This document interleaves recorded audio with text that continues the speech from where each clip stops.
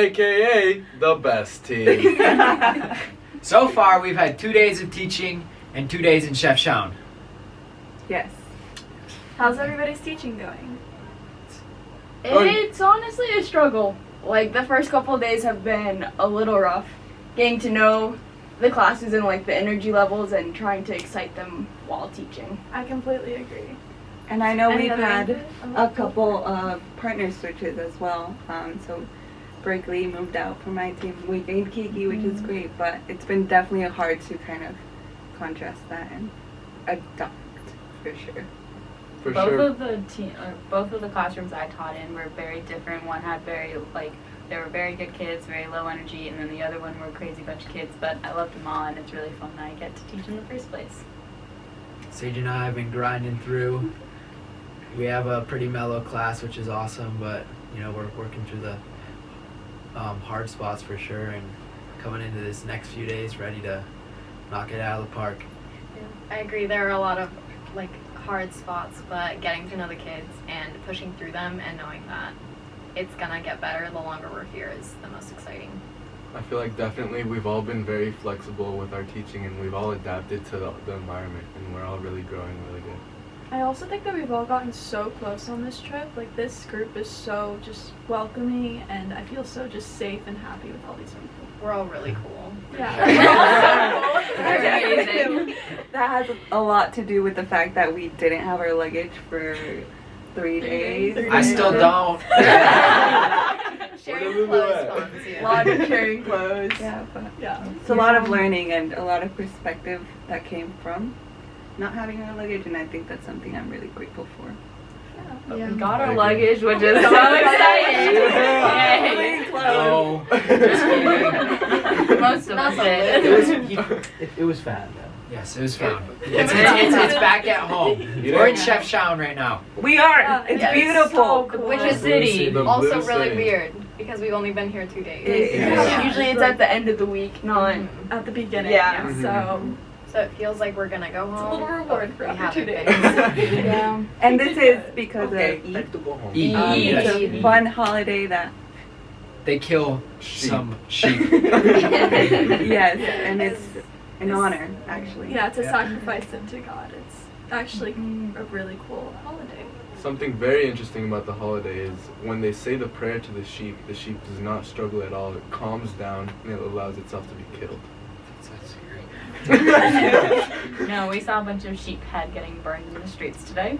Yeah. Super cool. And Pretty much, they It pretty smelled much amazing. used- Yeah, it smelled terrible. They pretty much used everything. They were cutting off the horns and had already, I believe, used all the rest of the animal. Yeah. Sounds cool. Yeah, They nothing is give- wasted. Yeah, they give a third of it to a family that couldn't afford to buy a sheep, which can be really expensive, which I think is also a really honorable thing to do. And then a third for guests. For guests, and For then you guests. only keep a third. A And a third third for for yourself. All the kids were so excited about it, so we'll see Yeah. how their Eid was They were tomorrow. And we very heard excited. all about it on our home visits. So let's talk about this for a little bit. So for Anna, Wando and I went to Aya's house, which was a girl in our class, and Our initial class. my initial class. And Wando, do you want to talk about it a little bit? Aya is a very passionate student. She's the first one to get up in the class and start screaming in your face, "Teacher, teacher!" Like, I have the answer, and she's always ready, no matter what it is. Even if she has the wrong answer, she does not care. She's always ready to try and learn from her mistakes.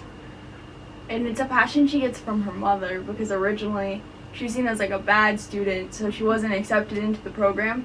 And her mother came and yelled and fought for her to get into that program so that she could have that opportunity, because we're one of the only free English classes to these students. Definitely. It was very humbling to see Aya's home, but it was also amazing because it showed her in a different light, and so much of her past makes you realize why she is the way in the classroom, and I'm just so grateful that we were able to go to her home, and her family was so welcoming, and they fed us. They were so invited us to happy. eat. They invited us Yeah. to eat, and it was just amazing to have a little bit of hope, not in home, very far from home. How was your home visits? Yeah, Sage and I went to Asma's house, which is a girl in our class, and we were there with their mom, and her 4 daughters. Amina was a student who had been in our program before, will be attending university next year, but she was always a really hard worker. It was awesome just talking to them about their experiences with COVID here in Morocco and the restrictions they've had. One person was allowed to leave their house at a time, or at all. Everyone else had to stay in the house the whole time in quarantine.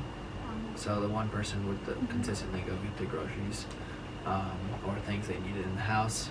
It was just great just learning about their experiences in education, the development of technology in Morocco, and the access to it and how it has become a distraction in the classroom, which obviously is something we've witnessed in America as well.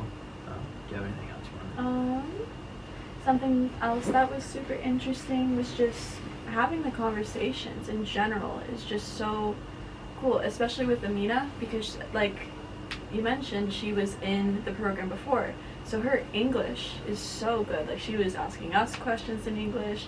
She even asked us fun questions about Hollywood, and we talked about Harry Potter for a little bit because she loves Harry Potter. And she loves Michael Jackson. She loves Michael Jackson.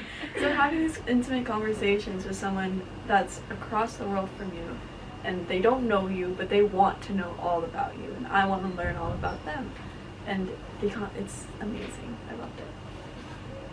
How about you guys? And Kate and Kiki and I went on another home visit at Salma's house, and it took about 35 minutes for Mom to really go downstairs and have the conversation with us, because she was preparing so much food for us and tea, even though they were fasting and didn't eat any of it for the holiday. And it was just insane the amount of love that they were showing us, even though we had known them for about 2 hours, maybe 4. They were so excited for us to come, and we were talking to Salma's mother, and she actually had to leave her home just at 11 years old, just so then she could have a chance at going to some school. And she actually ended up dropping out and getting married at 18 to her cousin. But she is very happy and grateful that her daughter is learning English and hopefully having something. Yeah, I mean, like, the thing that stood out the most about that home visit was, like, it was not your I don't know if I can say it's not your traditional Moroccan home, but, like, it was a very nice, elegant house that, like, kind of threw us all off when we walked in there, because it just, like, we weren't expecting it. It looked like a palace. Like, it was still small. It had 2 couches around the room, but it was just so, like, well done and so,